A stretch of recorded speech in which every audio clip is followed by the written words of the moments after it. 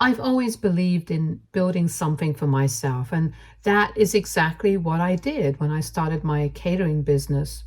What began as a modest food truck back in my college days gradually evolved into a full service catering company, now employing over 50 people and servicing high end events all across the greater Chicago area. I've worked hard to get here, sleepless nights, sacrifices, and relentless determination. It took me nearly a decade, but I've built something I'm proud of. This background is important to understand what happened last weekend at my younger brother Mark's wedding, which turned into an absolute disaster. To give some context, I haven't been on speaking terms with my family for nearly 6 years. My mom passed away when I was 14, and my dad remarried within a year to Jenny, my now stepmother. Jenny made it clear from day one that she wanted no reminder of my mother. My father, eager to move on, allowed her to push my mother's memory out of our lives, which created a lot of tension between us. My younger brother, Mark, who was only 10 at the time, became very close to Jenny, but I struggled to accept her sudden, controlling presence in our home. The distance between my father and me started then. The real breaking point came during my college years. While I was juggling multiple part-time jobs to pay for school, my father refused to offer me any financial help, claiming I needed to learn responsibility. Meanwhile, he was fully funding Mark's education at an expensive private university. The difference in how we were treated was impossible to ignore. Jenny, who had a condescending attitude towards me, never missed an opportunity to belittle my efforts. While I was trying to build my catering business, she often referred to it as playing with a food truck, while praising Mark's real career in finance. After college, I rarely contacted them. I would show up for holidays, but that was about it. The final straw came 6 years ago when I learned that my father and Jenny had sold our childhood home without informing me. I only found out after they had moved into a new place, and by then all of my mother's remaining belongings, things I had wanted to keep, were gone. When I confronted my father about this, he told me I was being overly emotional and needed to move on with my life. That was the moment I decided to go no contact. Fast forward to last month. I unexpectedly received a formal invitation to Mark's wedding. Along with the invite was a handwritten note from him saying that he missed me and wanted to repair our relationship. After a lot of thought, I decided to give it a chance. Despite our family history, I figured it was worth attending. I even offered to provide the catering for the wedding at a significant discount as a gesture of goodwill, but Mark politely declined, saying they had already booked another company. I was a little hurt, but I shrugged it off. The wedding was held at a beautiful venue in Lake Forest, and I arrived cautiously optimistic. Mark seemed genuinely happy to see me, which was a relief. But Jenny's attitude hadn't changed. The moment she saw me, she made snide comments about my appearance and my catering business. I brushed it off and tried to enjoy the ceremony, which was undeniably beautiful. However, the family seating arrangement was telling. I was placed at a table far from my immediate family, alongside distant cousins I barely knew, which felt like a subtle reminder that I was still an outsider. Things took a nosedive during the reception. My father, clearly drunk, approached my table and started berating me out of nowhere. He accused me of showing up uninvited despite the formal invitation I had in my pocket, and loudly claimed I was an embarrassment to the family. He said my presence was ruining Mark's big day. And before I could even respond, Jenny chimed in, asking with thinly veiled sarcasm how much I was earning playing restaurant owner these days. She even commented on my suit, implying I couldn't afford something as nice as what I was wearing. The sheer audacity of it was unbelievable. Instead of saying anything or reacting at all, I decided to leave quietly. I knew there was no point in engaging with them, especially with my father being drunk and Jenny clearly enjoying the opportunity to take jabs at me. I was walking towards my car when something caught my eye. The catering staff setting up for the main course. I recognized several of them immediately. These were people who worked for me. That's when it hit me. The catering company my business partner had hired for the wedding had recently been acquired by my company. The former owner had stayed on as a manager, so I hadn't been directly involved in the planning. But legally, the company and this event were now under my control. I called my operations manager just to confirm what I was already suspecting. Sure enough, this was our event. I thought back to what my father had said. How I was an embarrassment, how I was ruining the wedding just by being there. And that's when I made a decision. If my presence was so offensive to them, then surely they wouldn't want my company catering their event either. I instructed my staff to pack everything up and leave immediately. Within 15 minutes, 25 of my employees had loaded all the food, equipment, and supplies back into our trucks and were on their way out. Chaos erupted shortly after, with 300 guests left without their main course or dessert. People started to realize something was seriously wrong. My father tried to intervene, but there was nothing he could do. The contract they signed with the previous owner of the catering company included a clause that allowed us to terminate service if there was any hostile or discriminatory behavior towards our staff or ownership. And that's exactly what had happened. I left my business card with the venue manager and told her to have my father contact my lawyer if there were any disputes over payment. The fallout was immediate. By the next morning, my phone was blowing up with messages from family members accusing me of being selfish and petty. Mark sent me a long text saying I had ruined his wedding and proved Jenny right about me all along. My father, unsurprisingly, threatened to sue me for breach of contract. I forwarded all of their communications to my lawyer and blocked their numbers. A couple of hours later, I started hearing from some guests who had attended the wedding. Surprisingly, several of them were on my side. They had witnessed the way my father and Jenny had treated me and said they were appalled by their behavior. One of Mark's friends, who had seen my catering company's work before, even reached out to apologize for how things had played out, and said he was impressed with how quickly and professionally my team handled the situation. This support was unexpected, but it reminded me that not everyone in the family was blind to what had really happened. As the days passed, I found out that Mark's wedding had made the rounds in social circles, particularly how it ended. Apparently, word had spread among Mark's colleagues and friends about the drama that unfolded, and it wasn't long before Jenny's carefully curated image started to crack. Some mutual acquaintances even mentioned that Jenny had tried to downplay the whole incident, blaming me entirely for ruining the reception. However, the truth was already out, and no one was buying her version of events. The damage had been done.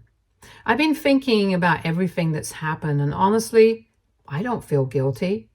I didn't crash their wedding or make a scene. I was invited and treated with utter disrespect. They chose to humiliate me. and I exercised my legal right to terminate a service. It was nothing personal, just business. They didn't want me there, so they didn't get my service either. Simple as that. Still, I can't shake the feeling that I've somehow been drawn into a family drama that I had long hoped to leave behind. Now I'm left wondering if I handled it the right way. Was it too much? Or did they deserve the outcome they got for treating me the way they did? Either way, the situation has been weighing on me, so I'm turning to Reddit for some perspective. AITA here, or was I justified in my actions? Update 1. Thank you all for the overwhelming support. Honestly, I didn't expect this story to blow up the way it has, but I'm grateful for the outpouring of kind words and thoughtful responses. The amount of comments and messages I've received has been staggering, and while I've tried to respond to as many as possible, it's been overwhelming. I truly appreciate everyone's feedback, and many of your perspectives have given me new angles to consider in this whole ordeal. A lot of people have asked about the legal side of things and whether or not my father and Jenny are really planning to take action against me. The short answer, yes, they threatened to sue, just as I suspected. Here's what has happened since my original post. Right after the wedding fiasco, I contacted my lawyer to get ahead of any potential legal trouble. We went over the contract between my catering company and the previous owner of the business, which was signed by either Mark or his wedding planner. The good news is that the contract is rock solid.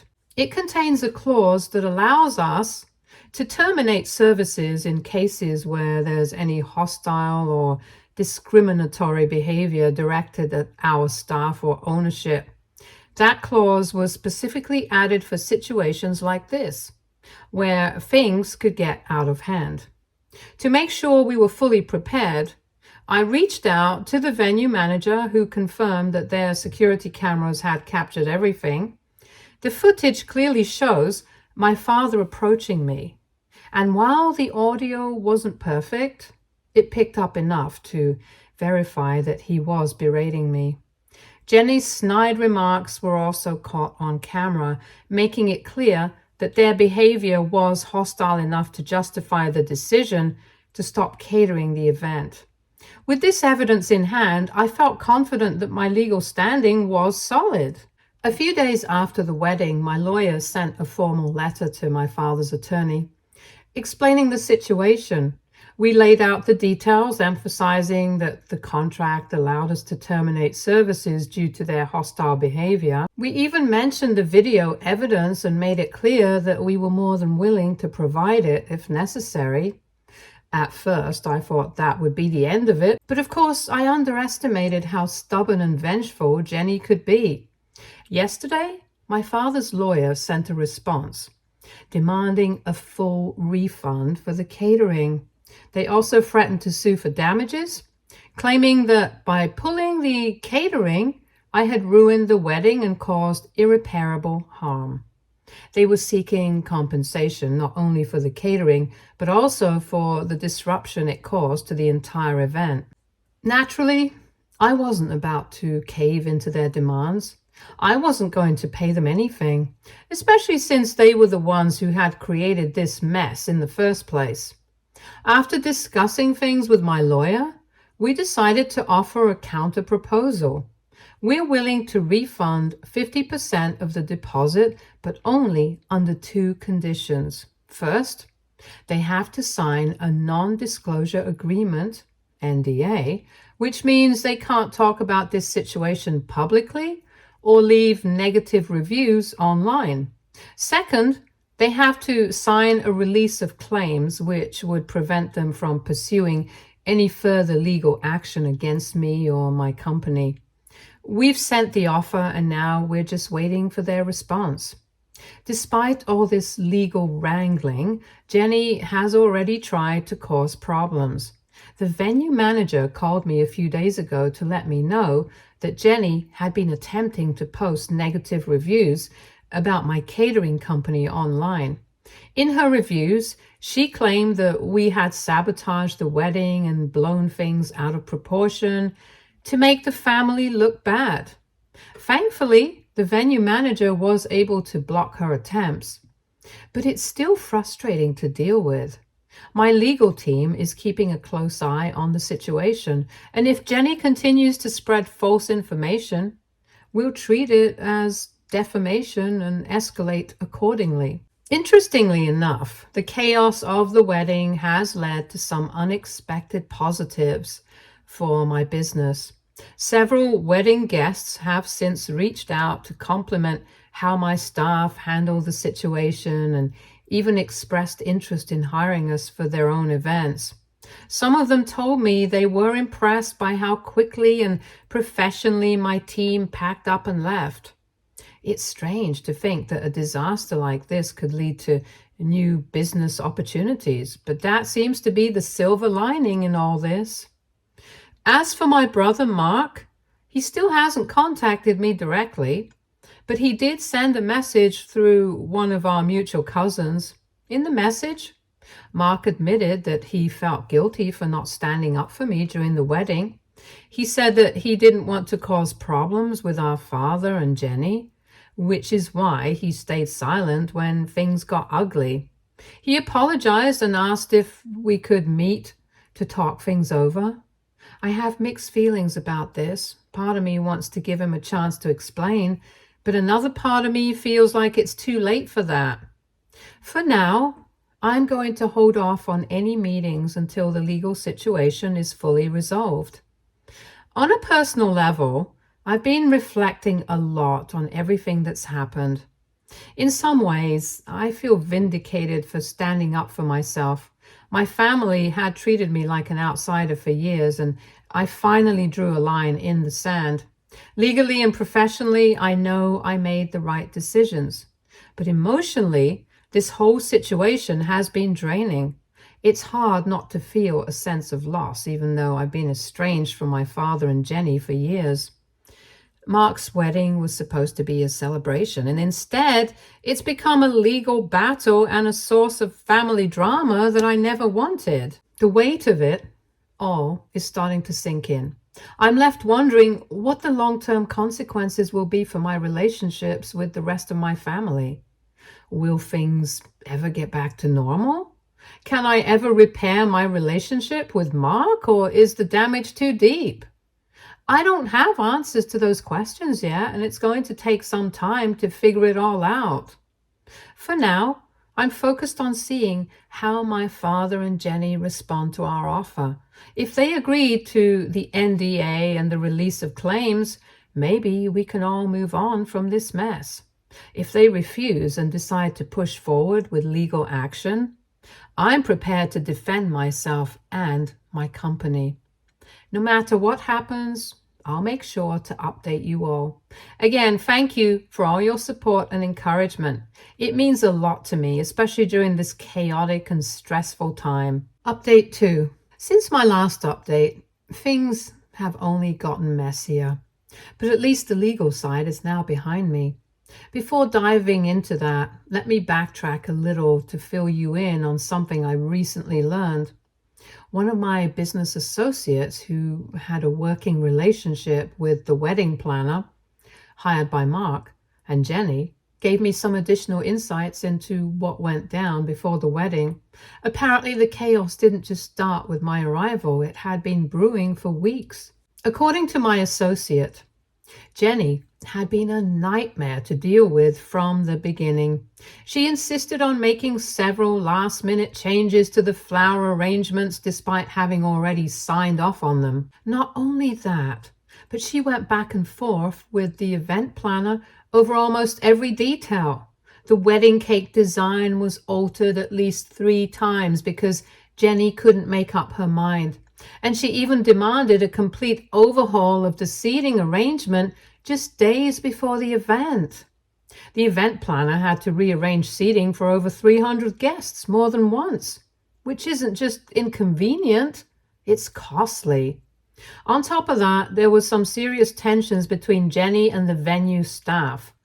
Jenny apparently made several condescending remarks about their level of professionalism, complaining that they weren't up to the standard she expected for such an upscale wedding.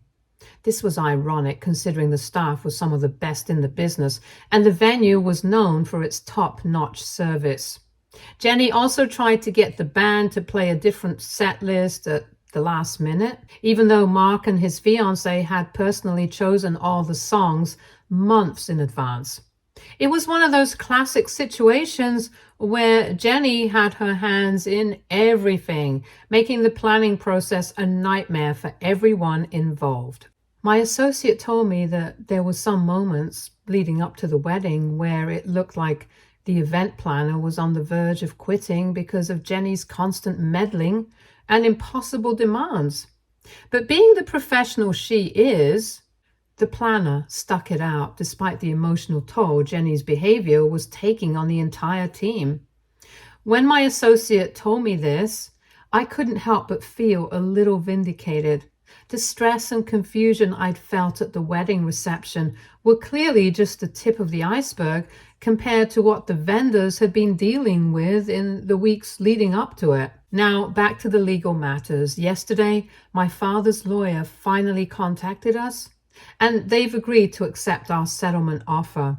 After what I assume was a long discussion between my father, Jenny, and their legal team, they decided to take the partial refund and signed the non-disclosure agreement, NDA. This morning, they signed all the necessary documents and we processed the refund, 50% of their deposit, minus the costs already incurred for the food, staff, and travel.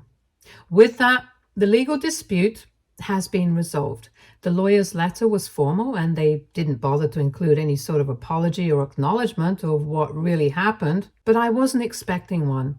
The important thing is that they agreed to the settlement and I won't have to worry about any further legal repercussions from them. However, while the legal matter may be over, the personal fallout is still ongoing and it's only getting worse. One of the more disturbing developments is that Jenny has been actively trying to undermine my business since the wedding. She's been calling several of my employees, trying to fish for information about how my company operates. Thankfully, my staff are loyal and know better than to engage with her, especially considering the circumstances. We've instructed all employees to direct any and all communications from my family straight to our legal department. But it doesn't stop there. Jenny has also been reaching out to some of my business partners on LinkedIn, spreading false claims about my character and accusing me of ruining her son's wedding on purpose. It's one thing to be angry, but it's another to try to sabotage someone's livelihood. Jenny crossed a major line with these attempts to tarnish my reputation.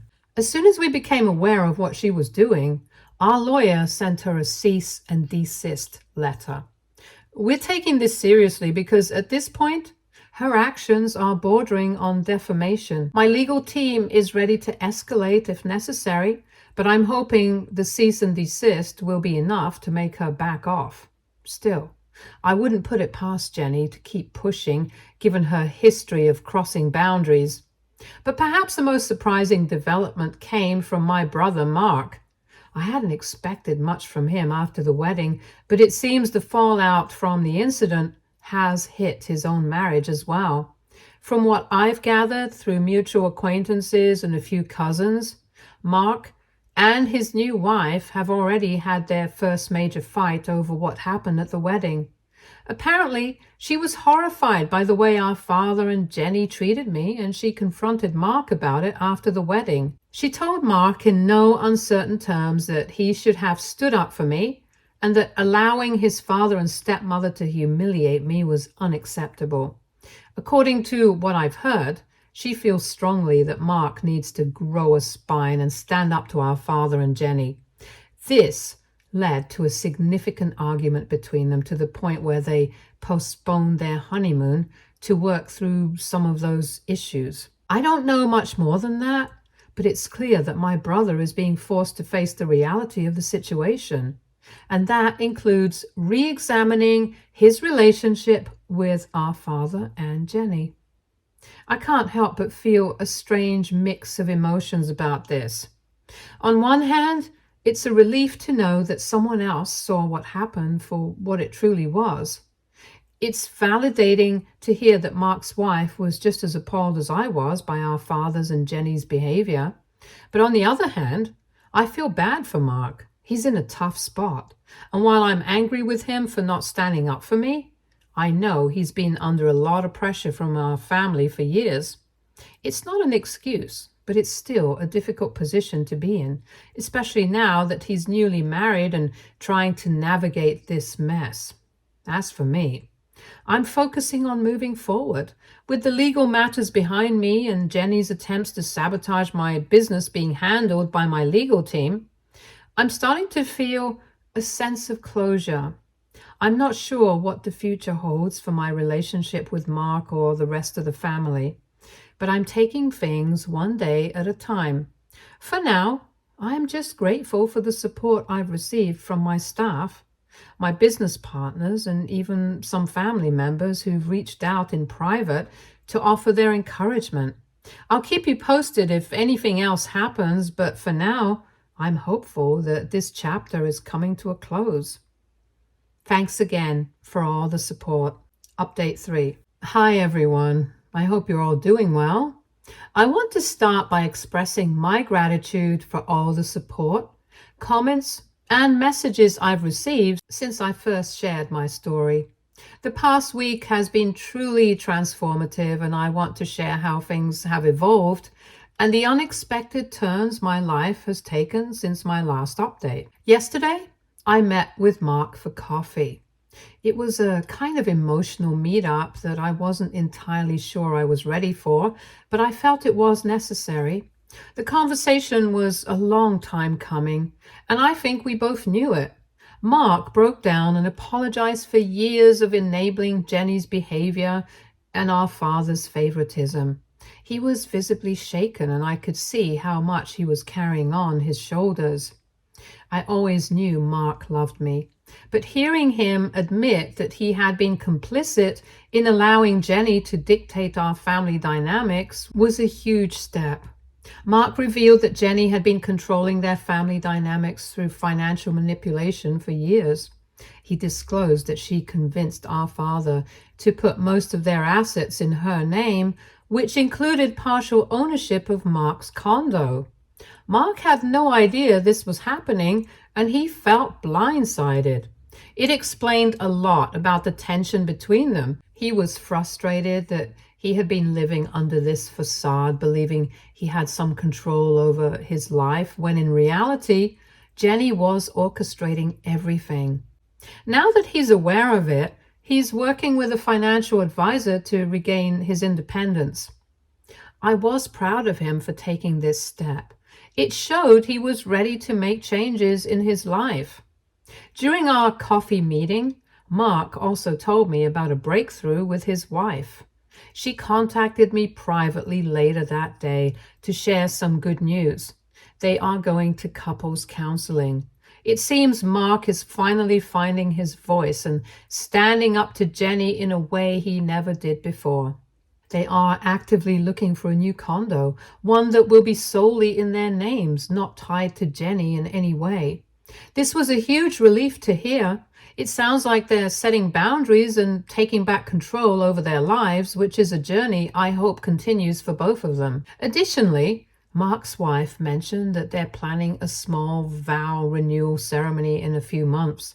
This ceremony will have different in-laws seated at the family table, meaning they're taking active steps to redefine what family looks like for them. Hearing this warmed my heart. It seems they are committed to building a new family narrative that doesn't include the toxicity that Jenny and my father have brought into our lives. As for Jenny and my father, they've surprisingly gone quiet since signing the NDA. Through some mutual acquaintances, I've learned that they are facing social consequences in their country club circle.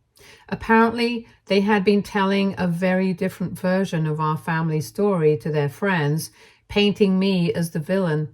Now, it seems that people are starting to question their narrative, and the consequences of their actions are catching up to them. It's strange to think that the social standing they valued so much is now in jeopardy because of their own behavior. The entire experience has taught me a lot about the importance of setting boundaries with toxic family members. Sometimes the hardest decisions, like maintaining those boundaries or standing up for your principles, are the right ones, even when they cause short-term chaos. I've come to realize that standing firm in my truth, despite the backlash, has led to unexpected growth and healing in other relationships.